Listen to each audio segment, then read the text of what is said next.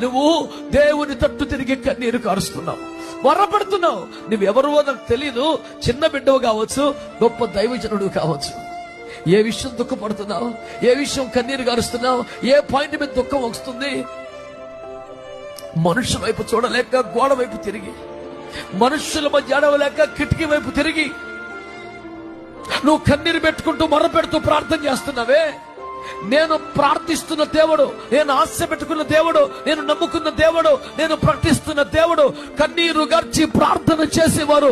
అది ఏ కారణాన్ని బట్టి కన్నీరు గార్చి ప్రార్థన చేస్తున్నా, ఈ గ్రౌండ్ లో నీవున్నా, ఎక్కడ కూర్చొని ఈ మాటలు వింటున్నా, ఒక దేవుని సేవకుడిగా బైబిల్లో ఉన్న దేవుని నమ్ముతున్న వాడుగా ఈ రాత్రి ప్రకటిస్తున్నాను. నువ్వు కన్నీరు కారుస్తుంటే దేవుడు పరలోకంలో మౌనంగా కూర్చోలేడు. నువ్వు కన్నీరు కారుస్తున్న దేవుడు చూసి చూడట్టుగా వదిలేయడు.